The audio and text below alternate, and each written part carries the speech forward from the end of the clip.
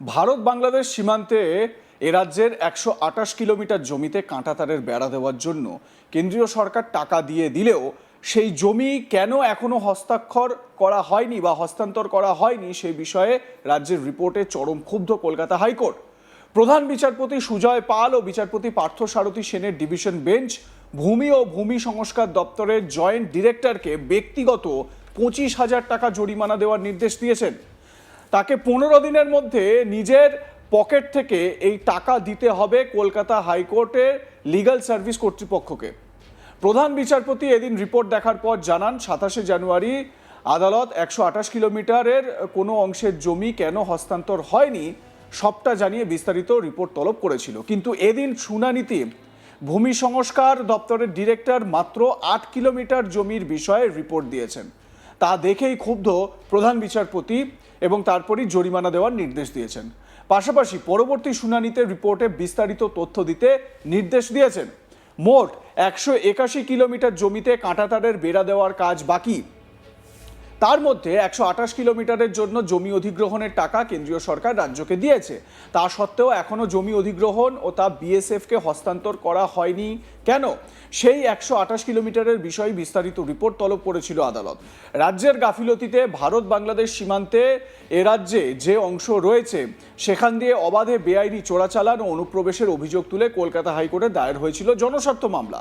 মামলায় রাজ্যের গাফিলতির দিকে আঙুল তুলেছিলেন মামলাকারী প্রাক্তন সেনাকর্মী ডক্টর সুব্রত সাহা। কেন্দ্রের পক্ষ থেকেও আদালতে জানানো হয়েছিল জমি অধিগ্রহণের টাকা দিয়েও দেওয়া হয়েছে রাজ্য সরকারকে। তার সত্ত্বেও রাজ্য জমি বিএসএফকে হস্তান্তর করছে না কাঁটাতার দেওয়ার জন্য।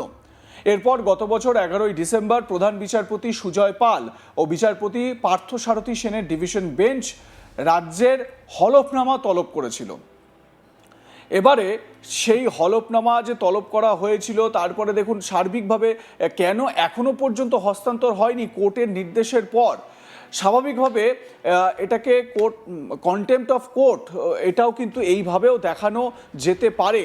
মামলাকারী সেই বিষয়গুলোই কি তুলে ধরেছিলেন বা এই বিষয়গুলোই কি আদালতে জানিয়েছিলেন? তো এই বিষয়টা আরও পরিষ্কারভাবে জানার চেষ্টা করব। আমার সহকর্মী মানস নস্কর তিনি তার প্রতিবেদনে কি বলছেন শুনে নেব। ভারত বাংলাদেশ সীমান্তে কাঁটাতারের বেড়া দেওয়া সংক্রান্ত মামলায় রাজ্যের রিপোর্টে চরম ক্ষুব্ধ কলকাতা হাইকোর্ট। প্রধান বিচারপতি সুজয় পাল ও বিচারপতি পার্থসারথী সেনের ডিভিশন বেঞ্চ রাজ্যের ল্যান্ড এবং ল্যান্ড রিফর্ম ডিপার্টমেন্টের জয়েন্ট ডিরেক্টরকে ব্যক্তিগত জরিমানা করেছেন রিপোর্ট দেখার পর। কলকাতা হাইকোর্টের প্রধান বিচারপতি সুজয় পালের ডিভিশন বেঞ্চ গত ২৭ জানুয়ারি রাজ্যের কাছে একটি বিস্তারিত রিপোর্ট তলব করেছিল ল্যান্ড এবং ল্যান্ড রেভিনিউ ডিপার্টমেন্টের জয়েন্ট ডিরেক্টরের কাছে। কিন্তু তিনি যে রিপোর্ট দেন সেই রিপোর্ট অসম্পূর্ণতা দেখার পর চরম ক্ষুব্ধ কলকাতা হাইকোর্টের প্রধান বিচারপতি সুজয় পাল ও বিচারপতি পার্থসারথী সেনের ডিভিশন বেঞ্চ জয়েন্ট ডিরেক্টরকে ব্যক্তিগত ২৫,০০০ টাকা জরিমানা দেওয়ার নির্দেশ দিয়েছেন। ১৫ দিনের মধ্যে সাফ নির্দেশ দেওয়া হয়েছে, ১৫ দিনের মধ্যে ওই টাকা ২৫,০০০ টাকা তার পকেট থেকে দিতে হবে। কোনো রকম সরকারি ফান্ড থেকে যেন সেই টাকা না দেওয়া হয়, তার ব্যক্তিগত স্যালারি থেকে অ্যাকাউন্ট থেকে সেই টাকা দিতে হবে এবং কলকাতা হাইকোর্টের লিগ্যাল এড সার্ভিস যে কর্তৃপক্ষ আছে তাদের অ্যাকাউন্টে এই টাকা দিতে নির্দেশ দেওয়া হয়েছে।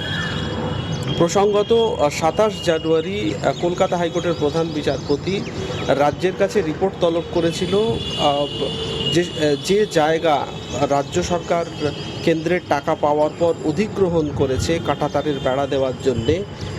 প্রসঙ্গত ১৮১ কিলোমিটার জায়গায় কাঁটাতারের বেড়া দেওয়ার জন্যে কেন্দ্র সরকার রাজ্যকে ইতিমধ্যেই টাকা দিয়ে দিয়েছে। তার মধ্যে রাজ্যের রিপোর্ট অনুযায়ী ১২৮ কিলোমিটার ইতিমধ্যেই জমি অধিগ্রহণের কাজ হয়ে গেছে, কিন্তু সেই জমি এখনও বিএসএফকে হস্তান্তর করা হয়নি নানা রকম সমস্যায়। কেন হয়নি এবং কোথায় কী কারণে সেই হস্তান্তরের কাজ বাকি এই ১২৮ কিলোমিটারের সেই বিষয়ে বিস্তারিত রিপোর্ট তলব করেছিলেন প্রধান বিচারপতি। কিন্তু ল্যান্ড এবং ল্যান্ড রেভিনিউ ডিপার্টমেন্টের জয়েন্ট ডিরেক্টর গতকাল কলকাতা হাইকোর্টে যে রিপোর্ট দেন সেই রিপোর্টে মাত্র ৮ কিলোমিটারের বিষয়ে বিস্তারিত রিপোর্ট দেওয়া আছে, কিন্তু বাকি যে 128 কিলোমিটারের বাকি যে 120 কিলোমিটার সেই ব্যাপারে কোনো উচ্চবাচ্য রিপোর্টে না থাকায় প্রধান বিচারপতি রিপোর্ট দেখার পরেই ক্ষুব্ধ হন। রীতিমতো বলেন যে এই ধরনের দায়সারা মনোভাব বা এই ধরনের দায়সারা রিপোর্ট কলকাতা হাইকোর্ট একেবারেই প্রত্যাশা করে না। সেই জন্যেই সংশ্লিষ্ট আধিকারিককে জরিমানা করা হচ্ছে ব্যক্তিগত, এবং 15 দিন পর ফের বিস্তারিত রিপোর্ট দিতে নির্দেশ দেওয়া হয়েছে। একই সঙ্গে তাকে 25,000 টাকা তার অ্যাকাউন্ট থেকে তার স্যালারি থেকে জরিমানার টাকা দেওয়ার নির্দেশ দিয়েছে কলকাতা হাইকোর্ট।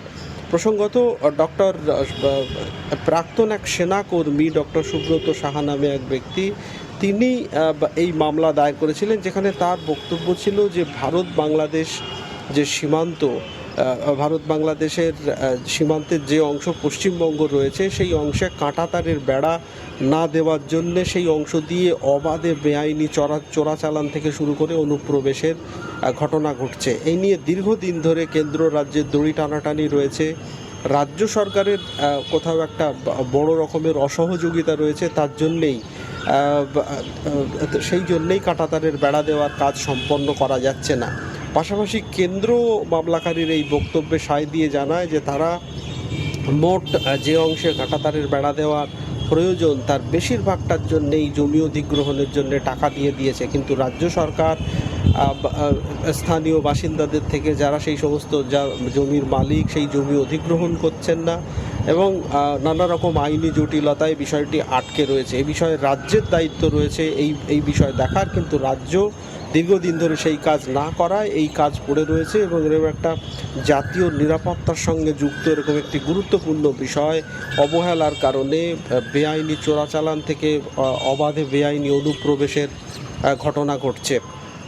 কলকাতা হাইকোর্টের প্রধান বিচারপতি গত 27 জানুয়ারি রাজ্যকে নির্দেশ দিয়েছিলেন 31 মার্চের মধ্যে 9টি জেলার বিভিন্ন রাজ্যের যে বিভিন্ন জেলাগুলো রয়েছে 9টি জেলায় যে সীমান্তবর্তী এলাকা রয়েছে সেই সীমান্তবর্তী এলাকায় এখনও পর্যন্ত 128 কিলোমিটার অধিগ্রহণের যে কাজ হয়ে গেছে সেই জমি হস্তান্তর করতে হবে, এবং রাজ্যের পক্ষ থেকেও জানানো হয়েছিল। কিন্তু গতকাল যে রিপোর্ট দেওয়া হয় সেই রিপোর্ট পূর্ণাঙ্গ রিপোর্ট না হওয়া এবং সেখানে বিস্তারিত বিষয় উল্লেখ না থাকায় রিপোর্ট দেখার পর চরম ক্ষুব্ধ হন প্রধান বিচারপতি সুজয় পাল ও বিচারপতি পার্থসারথী সেনের ডিভিশন বেঞ্চ, এবং ল্যান্ড রেভিনিউ ডিপার্টমেন্টের জয়েন্ট ডিরেক্টরকে ব্যক্তিগত জরিমানা করেছেন প্রধান বিচারপতি।